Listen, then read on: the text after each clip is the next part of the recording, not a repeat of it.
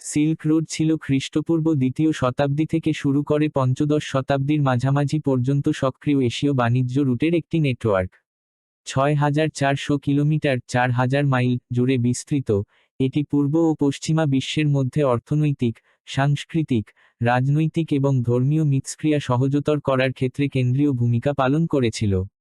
Silk road নামটি ১৯ শতকের শেষের দিকে তৈরি করা হয়েছিল, তবে ২০ শতকের কিছু এবং ২১ শতকের ঐতিহাসিকরা এর পরিবর্তে সিল্ক রুট শব্দটি পছন্দ করেন, কারণ এটি মধ্য, পূর্ব, দক্ষিণ, দক্ষিণ পূর্ব এবং পশ্চিম এশিয়ার পাশাপাশি পূর্ব আফ্রিকা এবং দক্ষিণ ইউরোপকে সংযুক্তকারী স্থল ও সমুদ্র পথের জটিল জালকে আরও সঠিকভাবে বর্ণনা করে।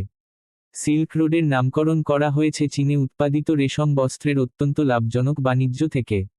১১৪ খ্রিস্টপূর্বাব্দের দিকে হান রাজবংশের ২০২ খ্রিস্টপূর্বাব্দ ২২০ খ্রিস্টাব্দ মধ্য এশিয়ায় সম্প্রসারণের মাধ্যমে এই নেটওয়ার্কের সূচনা হয়েছিল, চীনা সাম্রাজ্যবাদী দুধ ঝাংকিয়ানের অভিযান এবং অনুসন্ধানের মাধ্যমে, যা এই অঞ্চলটিকে একীভূত নিয়ন্ত্রণে নিয়ে আসে। চীনারা তাদের বাণিজ্য পণ্যের নিরাপত্তায় অত্যন্ত আগ্রহী ছিল এবং বাণিজ্য পথের সুরক্ষা নিশ্চিত করার জন্য চীনের মহাপ্রাচীর প্রসারিত করেছিল। খ্রিস্টীয় প্রথম শতাব্দীর মধ্যে রোম, মিশর এবং গ্রিসে চীনা রেশমের ব্যাপক চাহিদা ছিল। পূর্ব থেকে অন্যান্য লাভজনক পণ্যের মধ্যে ছিল চা, রঞ্জক, সুগন্ধি এবং চীনামাটির বাসন। পশ্চিমা রপ্তানির মধ্যে ছিল ঘোড়া, উট, মধু, ওয়াইন এবং সোনা। উদীয়মান বণিক শ্রেণীর জন্য যথেষ্ট সম্পদ তৈরি করার পাশাপাশি কাগজ এবং বারুদের মতো পণ্যের বিস্তার ইউরেশিয়া এবং তার বাইরেও বিভিন্ন থিয়েটারে রাজনৈতিক ইতিহাসের গতিপথকে ব্যাপকভাবে প্রভাবিত করেছিল। সিল্ক রোড এমন এক সময়কালে ব্যবহৃত হয়েছিল যখন মহাদেশ জুড়ে বিশাল রাজনৈতিক বৈচিত্র্য দেখা গিয়েছিল, যার উদাহরণ ব্ল্যাক ডেথ এবং মঙ্গল বিজয়ের মতো বড় ঘটনাগুলির দ্বারা দেখা যায়। নেটওয়ার্কটি অত্যন্ত বিকেন্দ্রীভূত ছিল এবং নিরাপত্তা ছিল বিচ্ছিন্ন, ভ্রমণকারীরা ডাকাত এবং যাযাবর লুটপাটের ক্রমাগত হুমকির সম্মুখীন হয়েছিল, এবং দীর্ঘ বিস্তৃত অপ্রতিরোধ্য ভূখণ্ড ছিল। সিল্ক রোডের পুরো দৈর্ঘ্য জুড়ে খুব কম লোকই ভ্রমণ করেছিল, পরিবর্তে পথের বিভিন্ন স্টপ পয়েন্টে অবস্থিত মধ্যস্থতাকারীদের উপর নির্ভর করেছিল। পণ্য ছাড়াও, নেটওয়ার্কটি ধর্মীয়, বিশেষ করে বৌদ্ধ, দার্শনিক এবং বৈজ্ঞানিক চিন্তাভাবনার একটি অভূতপূর্ব বিনিময়কে সহজতর করেছিল, যার বেশিরভাগই পথের সমাজ দ্বারা সমন্বিত হয়েছিল। একইভাবে, বিভিন্ন ধরনের মানুষ এই রুটগুলি ব্যবহার করেছিল। প্লেগের মতো রোগও সিল্ক রোড ধরে ছড়িয়ে পড়েছিল, সম্ভবত ব্ল্যাক ডেথের কারণ হতে পারে। ১৪৫৩ সাল থেকে, অটোমান সাম্রাজ্য স্থলপথের উপর বৃহত্তর নিয়ন্ত্রণের জন্য অন্যান্য বারুদ সাম্রাজ্যের সাথে প্রতিযোগিতা শুরু করে, যার ফলে ইউরোপীয় রাজনীতিবিদরা তাদের বাণিজ্য অংশীদারদের উপর কর্তৃত্ব অর্জনের পাশাপাশি বিকল্প খুঁজতে শুরু করে। এটি আবিষ্কারের যুগ, ইউরোপীয় উপনিবেশবাদ এবং বিশ্বায়নের আরও তীব্রতার সূচনা করে। একবিংশ শতাব্দীতে, নতুন সিল্ক রোড নামটি অনেক ঐতিহাসিক বাণিজ্য পথ বরাবর বেশ কয়েকটি বৃহৎ অবকাঠামো প্রকল্প বর্ণনা করতে ব্যবহৃত হয়। সর্বাধিক পরিচিতগুলির মধ্যে রয়েছে ইউরেশিয়ান ল্যান্ড ব্রিজ এবং Chinese belt and road initiative ব্রি। ইউনেস্কো ২০১৪ সালে সিল্ক রোডের চাং, আনো তিয়ানশান করিডোর এবং ২০২৩ সালে জারাফশান কারাকুম করিডোরকে বিশ্ব ঐতিহ্যবাহী স্থান হিসেবে মনোনীত করে। ফারগানা সিরদরিয়া করিডোর, ভারতীয় ও ইরানি অংশ এবং চীনের অবশিষ্ট স্থানগুলি অস্থায়ী তালিকায় রয়েছে। জনপ্রিয় কল্পনা সত্ত্বেও, সিল্ক রোড কখনোই একটি একক পূর্ব পশ্চিম বাণিজ্য পথ ছিল না যা চীনকে ভূমধ্যসাগরের সাথে সংযুক্ত করেছিল, এবং মঙ্গল সাম্রাজ্যের আগেও সীমাহীন বাণিজ্য ছিল না। এটি ছিল রুটের একটি নেটওয়ার্ক। এমনকি মার্কো পোলো, যিনি প্রায়শই সিল্ক রোডের সাথে যুক্ত ছিলেন, মঙ্গল সক্ষম চলাচলের সহজতার সময়ে ভ্রমণ করা সত্ত্বেও নাম এবং বিতর্কিত তাৎপর্য। চীনের হুনান প্রদেশের চাংশার মাওয়াংদুই এর সমাধি নং ১ থেকে প্রাপ্ত বোনা রেশম বস্ত্র, পশ্চিম হান যুগের, খ্রিস্টপূর্ব দ্বিতীয় শতাব্দীর। সিল্ক রোডের নামকরণ করা হয়েছে লাভজনক রেশম বাণিজ্য থেকে, যা প্রথম চীনে বিকশিত হয়েছিল এবং একটি বিস্তৃত আন্তঃমহাদেশীয় নেটওয়ার্কের সাথে বাণিজ্য রুটগুলির সংযোগের একটি প্রধান কারণ। এটি জার্মান শব্দ সাইডেনস্ট্রাস আক্ষরিক অর্থে সিল্ক রোড থেকে এসেছে এবং ১৮৭৭ সালে ফার্ডিনান্ড ভন রিchthofen দ্বারা প্রথম জনপ্রিয়তা লাভ করে, যিনি ১৮৬৮ থেকে ১৮৭২ সাল পর্যন্ত চীনে ৭টি অভিযান করেছিলেন। তবে, শব্দটি নিজেই এর আগে কয়েক দশক ধরে ব্যবহৃত হয়ে আসছে। বিকল্প অনুবাদ, সিল্ক রুট ও মাঝে মাঝে ব্যবহৃত হয়। যদিও এই শব্দটি 19 শতকে তৈরি হয়েছিল, এটি 20 শতকের আগে পর্যন্ত একাডেমিক ক্ষেত্রে ব্যাপক গ্রহণযোগ্যতা বা জনসাধারণের মধ্যে জনপ্রিয়তা অর্জন করতে পারেনি। দ্য সিল্ক রোড শিরোনামের প্রথম বইটি 1938 সালে সুইডিশ ভূগোলবিদ শভেন হেডিং রচিত। সিল্ক রোড শব্দটির ব্যবহার নিন্দুকদের কাছ থেকে আসে না। উদাহরণস্বরূপ, ওয়ারউইক বল যুক্তি দেন যে ভারত ও আরবের সাথে সামুদ্রিক মশলা বাণিজ্য রোমান সাম্রাজ্যের অর্থনীতির জন্য চীনের সাথে রেশম বাণিজ্যের চেয়ে অনেক বেশি গুরুত্বপূর্ণ ছিল, যা সমুদ্রপথে বেশিরভাগই ভারতের মধ্য দিয়ে পরিচালিত হতো এবং স্থলপথে সোগডিয়ানদের মতো অসংখ্য মধ্যস্থতাকারী দ্বারা পরিচালিত হতো। সমগ্র বিষয়টিকে আধুনিক শিক্ষার একটি পৌরাণিক কাহিনী বলার জন্য বল যুক্তি দেন যে মঙ্গল সাম্রাজ্যের সময়কাল পর্যন্ত কোনো সুসংগত ওভারল্যান্ড বাণিজ্য ব্যবস্থা ছিল না এবং পূর্ব এশিয়া থেকে পশ্চিমে পণ্যের অবাধ চলাচল ছিল না। তিনি উল্লেখ করেন যে মার্কো পোলো এবং এডওয়ার্ড গিবনের মতো পূর্ব পশ্চিম বাণিজ্য নিয়ে আলোচনাকারী ঐতিহ্যবাহী লেখকরা কখনো কোনো রুটকে বিশেষভাবে সিল্ক বাণিজ্য বলে চিহ্নিত করেননি। উইলিয়াম ডালরিম্পল উল্লেখ করেছেন যে প্রাক আধুনিক সময়ে সমুদ্র ভ্রমণের খরচ ছিল স্থলপথে পরিবহনের মাত্র 1/5, এবং ত্রয়োদশ শতাব্দীর পূর্ববর্তী রোম থেকে জাপান পর্যন্ত বিস্তৃত ভারত অধ্যুষিত গোল্ডেন রোড এর প্রাধান্যের পক্ষে যুক্তি দেন। খোটান জিনজিয়াং থেকে পূর্ব চীন পর্যন্ত সিল্ক রোডের দক্ষিণ অংশগুলি প্রথমে 5000 খ্রিস্টপূর্বাব্দ পর্যন্ত সিল্কের পরিবর্তে জেড পাথরের জন্য ব্যবহৃত হতো এবং এখনও এই উদ্দেশ্যে ব্যবহৃত হয়। জেড রোড শব্দটি সিল্ক রোড এর চেয়ে বেশি উপযুক্ত হতো যদি এটি রেশম বাণিজ্যের বৃহত্তর এবং ভৌগোলিকভাবে বিস্তৃত প্রকৃতির জন্য না হতো। এই শব্দটি বর্তমানে চীনে ব্যবহৃত হচ্ছে। রুট আরও তথ্য সিল্ক রোডের পাশের শহরগুলি। সিল্ক রোডে বেশ কয়েকটি রুট ছিল। চীনের প্রাচীন বাণিজ্যিক কেন্দ্রগুলি থেকে পশ্চিম দিকে প্রসারিত হওয়ার সাথে সাথে স্থলপথে অবস্থিত আন্তঃমহাদেশীয় সিল্ক রোড তাকলামাকান মরুভূমি এবং লোক নূরকে অতিক্রম করে উত্তর এবং দক্ষিণ রুটে বিভক্ত হয়ে যায়। এই রুটগুলির ব্যবসায়ীরা রিলে বাণিজ্য তে জড়িত ছিল, যেখানে পণ্যগুলি তাদের চূড়ান্ত গন্তব্যে পৌঁছানোর আগে বহুবার হাতবদল করত। সামুদ্রিক পথ মেরিটাইম সিল্ক রোড বা মেরিটাইম সিল্ক রুট হল ঐতিহাসিক সিল্ক রোডের সামুদ্রিক অংশ যা দক্ষিণ পূর্ব এশিয়া, ভারতীয় উপমহাদেশ, আরব উপদ্বীপ, পূর্ব আফ্রিকা এবং ইউরোপকে সংযুক্ত করেছিল। এটি খ্রিস্টপূর্ব 2য় শতাব্দীতে শুরু হয়েছিল এবং খ্রিস্টীয় 15 শতক পর্যন্ত সমৃদ্ধ ছিল। মেরিটাইম সিল্ক রোড মূলত দক্ষিণ পূর্ব এশিয়ায় অস্ট্রোনেশীয় নাবিকদের দ্বারা প্রতিষ্ঠিত এবং পরিচালিত হয়েছিল, যারা দীর্ঘ দূরত্বের সমুদ্রগামী সেলাই তক্তা এবং ল্যাশড লাগ বাণিজ্য জাহাজ চালাত। 11 আরব সাগর এবং তার বাইরে পারস্য ও আরব ব্যবসায়ীদের ঝাউ 13 এবং দক্ষিণ এশিয়ার তামিল বণিকরাও এই রুটটি ব্যবহার করত।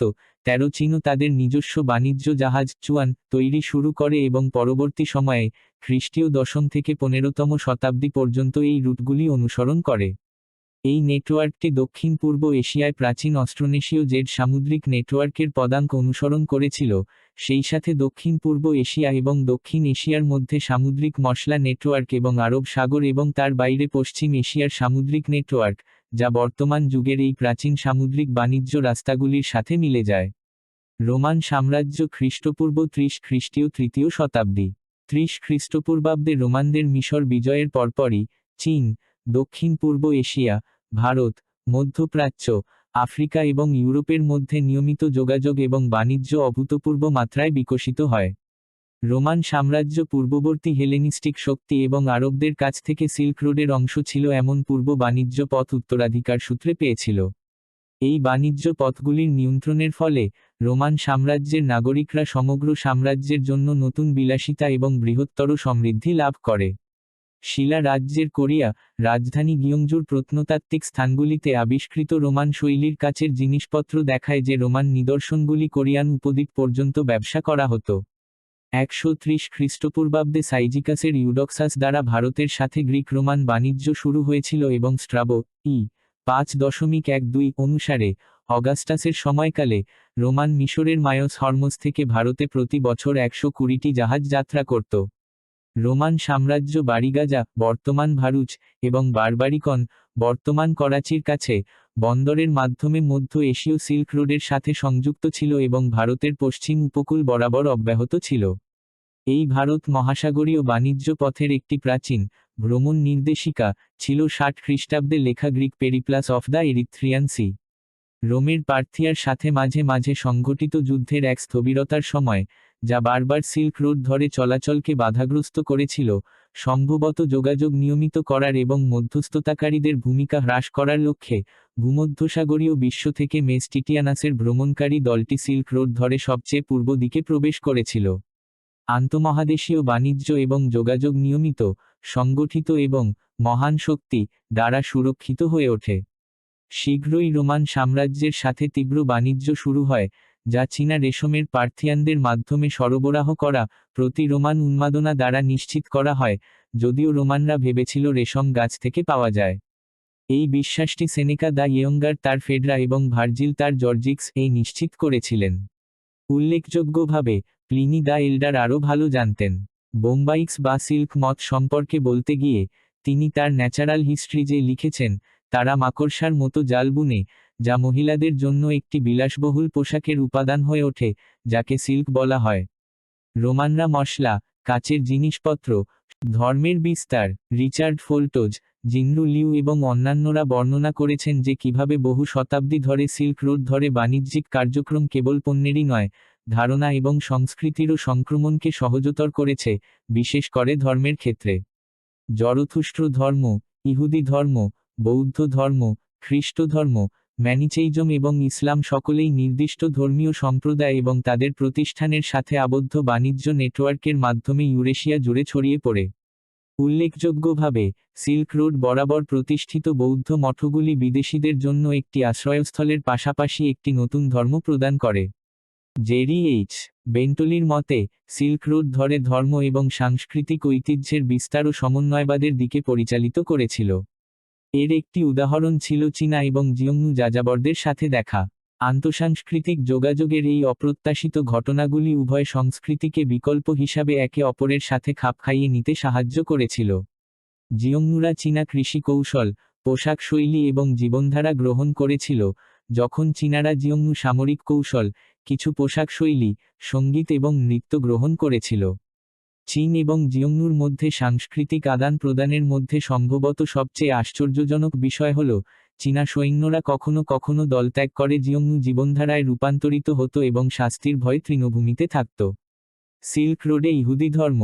559 সালে সাইরাস দ্য গ্রেটের সেনাবাহিনী কর্তৃক পারস্যের ব্যাবিলন বিজয়ের পর ইহুদি ধর্মের অনুসারীরা প্রথমে মেসোপটেমিয়া থেকে পূর্ব দিকে ভ্রমণ শুরু করে। ব্যাবিলন জয়ের পর মুক্ত হওয়া ইহুদি দাসরা পারস্য সাম্রাজ্য জুড়ে ছড়িয়ে পড়ে। কিছু ইহুদি পূর্বে ব্যাকট্রিয়া এবং সোগদিয়া পর্যন্ত ভ্রমণ করতে পারত, যদিও ইহুদিদের এই প্রাথমিক বসতির কোনো স্পষ্ট প্রমাণ নেই। বসতির পর সম্ভবত বেশিরভাগ ইহুদিরা বাণিজ্য ব্যবসা শুরু করেছিল। বাণিজ্য নেটওয়ার্ক সম্প্রসারণের সাথে সাথে ইহুদি বণিকদের রেশম বাণিজ্য নেটওয়ার্কের মাধ্যমে বাণিজ্য বৃদ্ধি পেয়েছিল। ধ্রুপদী যুগে, যখন বাণিজ্য পণ্য পূর্ব চীন থেকে পশ্চিমে রোম পর্যন্ত ভ্রমণ করত, তখন মধ্য এশিয়ার ইহুদি বণিকরা সিল্ক রোড ধরে বাণিজ্যে অংশগ্রহণের জন্য সুবিধাজনক অবস্থানে থাকত। রাদানাইট নামে পরিচিত গল থেকে উদ্ভূত একদল ইহুদি বণিক ছিল যাদের চীন থেকে রোমে সমৃদ্ধ বাণিজ্য নেটওয়ার্ক ছিল। রাদানীয়রা খাজার তুর্কিদের সাথে ইতিবাচক সম্পর্ক গড়ে তুলতে সক্ষম হওয়ায় এই বাণিজ্য সহজতর হয়েছিল।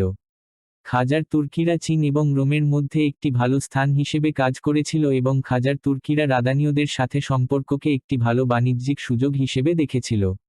শিল্পকলার প্রসার। সিল্ক রোডের মাধ্যমে অনেক শৈল্পিক প্রভাব সঞ্চারিত হয়েছিল, বিশেষ করে মধ্য এশিয়ার মাধ্যমে, যেখানে হেলেনিস্টিক, ইরানি, ভারতীয় এবং চীনা প্রভাব মিশে যেতে পারে।